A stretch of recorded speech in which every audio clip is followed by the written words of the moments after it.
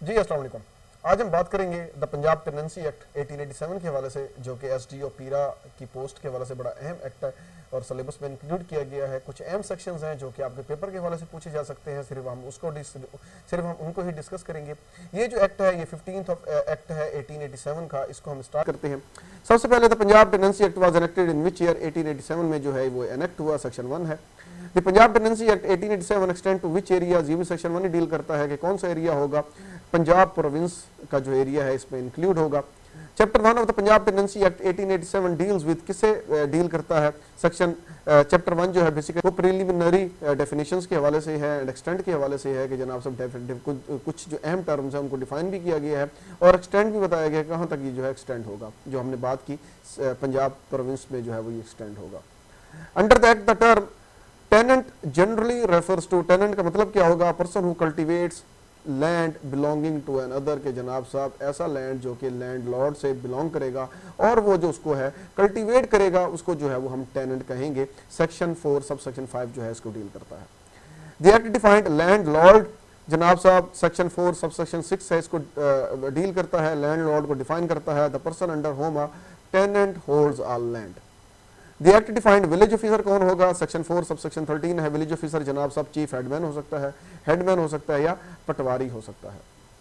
According to section 4 rent means क्या होगा? Rent का मतलब है कि पेमेंट मेड इन कैश और kind by tenant to landlord for use of land, के जनाब साहब वो जो कारी कर रहा है या कल्टीवेट कर रहा है लैंड लॉर्ड का लैंड, जो उसको वो उसके एवज जो पैसे देगा या जो भी डिसाइडेड होगा कि उसको फॉर एग्जांपल वो कहता है मुझे छमाही फसल दी जाए, उसमें हिस्सा दिया जाए, तो जो भी डिसाइडेड होगा तो वो इसमें डेफिनेशन जो है रेंट की डेफिनेशन में जो है वो आएगा। Which authority is empowered to interpret and implement provisions of the Punjab Tenancy Act? The revenue officer and revenue courts हैं जो इसको implement करेंगी। Under section 4 of act agricultural air क्या होगा जनाब सब? 16th डे ऑफ जून से स्टार्ट होगा। Agricultural year means the year commencing on the 16th day of June और on such other date as the provincial government may by notification appoint for any local area. The act defined मुकर्ररदार कौन होता है? कि ऐसा बंदा जो कि ठेके पर ज़मीन लेता है, रेंट पर ज़मीन लेता है, कौन से एरियाज में, अटक में या रावलपिंडी डिस्ट्रिक्ट में, तो उसको मुकर्ररदार जो है वो कहा जाएगा। Under which section of the Punjab tenancy act 1887 is the right of occupancy defined? Right of occupancy जो है वो सेक्शन 5 डील करता है कि जनाब साहब who at the commencement of this act has for more than 2 generations in the male line of descent through a grandfather और grand uncle and for a period of not less than 20 years. आगे हम इसको discuss भी करेंगे। इसमें जो हद मुकर्रर है कि वो 20 ईयर्स की हद मुकर्रर है, नॉट लेस देन 20 ईयर्स है कि जनाब सब राइट ऑफ ऑक्यूपेंसी की तरफ जो है उसको लेकर जाएगा। According to section 5, a tenant shall have a right of occupancy if he has continuously occupied land for how many years? 20 years की हमने बात की है। Under which section of Tenancy Act 1887 right of occupancy in land taken in exchange? Right of occupancy in land taken in exchange section 7 deal करता है। If the tenant has voluntarily exchanged the land or any portion of the land formerly occupied by him for other land belonging to the same landlord, the land taken in exchange shall be held to be subject to the same right of occupancy as that to which the land given in exchange। कि अगर वो उसको कोई मुतबादिल रकबा लेना चाहे, land लेना चाहे इस लैंड के एवज सेम लैंडलॉर्ड से, तो वो क्या कहते हैं सेक्शन 7 उसको डील करेगा। Which section specifies that right of occupancy not to be acquired by mere lapse of time? अगर lapse of time की अगर बात होती है तो no tenant shall acquire a right of occupancy mere lapse of time। section 9 जो है वो डील करता है। section 10 provides that a tenant shall not acquire right of occupancy in land if by joint owner in land held in joint ownership। अगर मुश्तरका खाते में आता है तो joint ownership जो है वो नहीं हो सकती। section 12 of the Punjab Tenancy Act 1887 deals with respective rights of landlord and tenant to produce के हवाले से है कि जो भी वहाँ पे काश्त होगी, फसल काश्त होगी, जो प्रोड्यूस हो रहा है, प्रोडक्टिविटी हो रही है, उस हवाले से जो है वो डील करता है।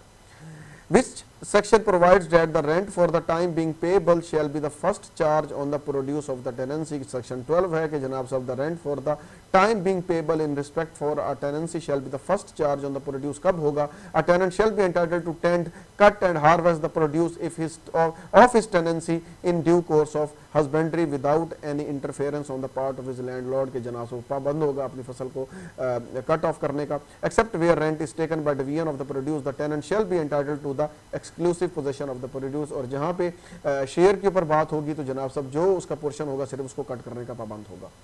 Section 13 of the Punjab tenancy act 1887 relates to commutation and alteration of rent के हवाले से है कि जनाब साहब where rent is taken by any of the following method by division और appraisement of the produce by rate fixed with reference to the nature of the crops grown के हवाले से है। तो लिहाजा commutation and alteration of rent के हवाले से है कि आप अल्टर कर सकते हैं और कम्यूट कर सकते हैं time to time. The process of converting rent in kind into cash is called commutation कहलाता है कि जनाब साहब अगर आप अपना रेंट जो है वो कैश में दे रहे हैं तो उसको कम्यूटेशन कहेंगे।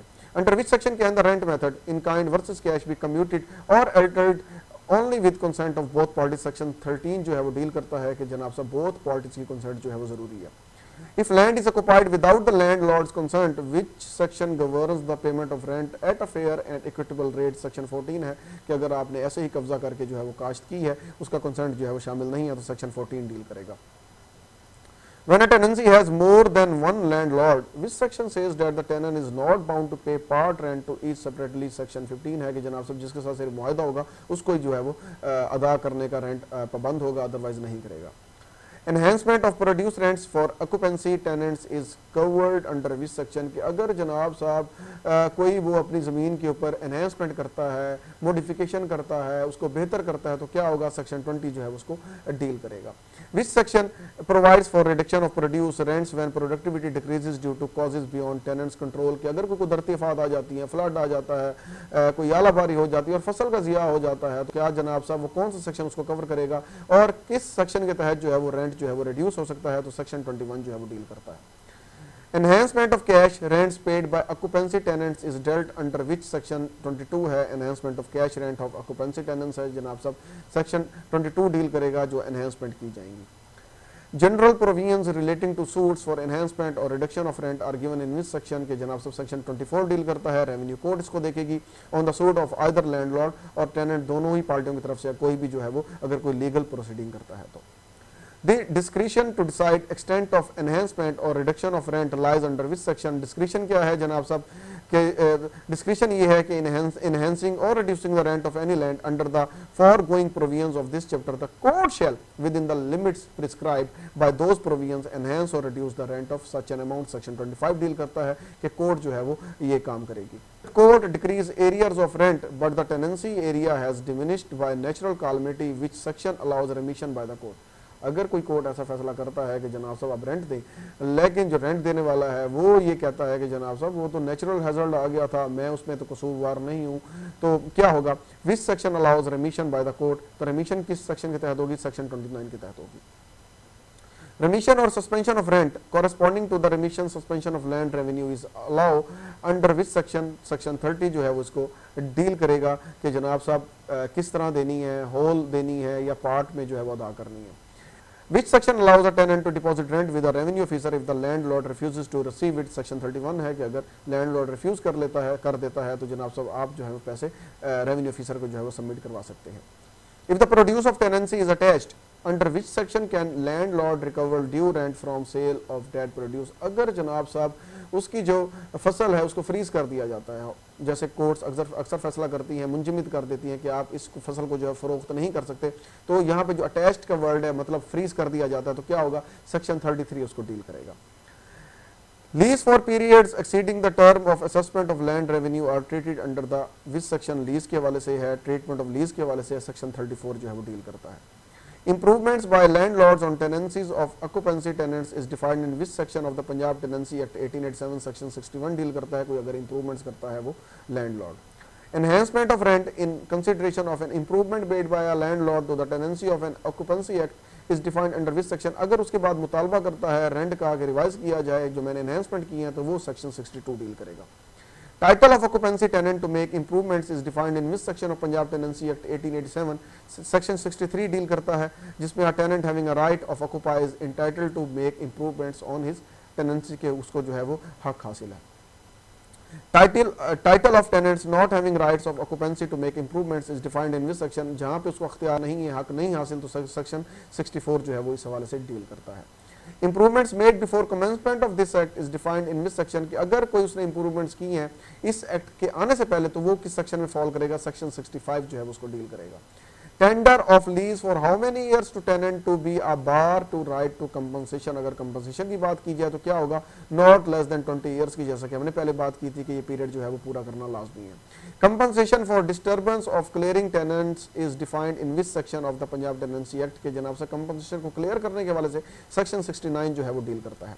Determination of compensation by revenue court is defined in which section of the Punjab tenancy act कि जनाब साहब डिटरमाइन कौन करेगा कंपनसेशन को, तो रेवेन्यू कोर्ट्स की बात की गई है, सेक्शन 70 जो है वो इसको डील करता है।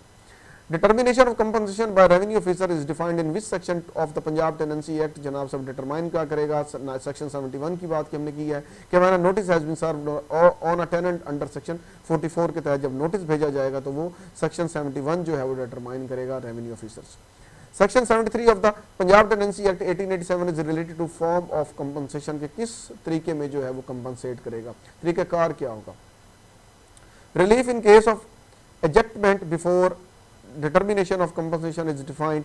अब एजेक्टमेंट की बात हो गई है, सेक्शन 74 डील करता है कि जनाब साहब आप जो है वो पेमेंट देने के पाबंद होंगे, पेबल होगा टेनेंट को under this chapter for improvements और डिस्टर्बेंस अगर कोई इंप्रूवमेंट करता है, और under section 49 for the value of uncut और अनगैदर्ड क्रॉप्स की अगर वो छोड़ देता है तो उसके भी आप जो है पैसे देने के पाबंद होंगे। Section 75 of the Punjab tenancy act 1887 is related to revenue officers के हवाले से है कि उसकी पावर्स क्या होंगी, कलेक्टर पावर्स होंगी नहीं होंगी, तो रेवेन्यू ऑफिसर्स के हवाले से डील करता है। Applications and proceedings cognizable by revenue officers is defined in which section of the Punjab के काबिल दस्त अंदाजी होगा तो कौन सा सेक्शन डील करेगा, सेक्शन 76 डील करेगा इसे। बेसिकली पंजाब टेनेंसी एक्ट था, छोटा सा एक्ट है और सिर्फ टेनेंसी के हवाले से जो है वो ये डील करता है कि क्या तरीक़ेकार जो है वो अडॉप्ट किया जाएगा टेनेंसी के हवाले से। तो ये आसान एक्ट है, इसको टू द पॉइंट ही मैंने किया है कि जो अहम सेक्शंस हैं जो पेपर में पूछे जा सकते हैं सिर्फ वही इसमें ऐड किए हैं। तो लिहाजा अगर कोई सवाल है आपके सवाल से तो आप पूछ सकते हैं। शुक्रिया।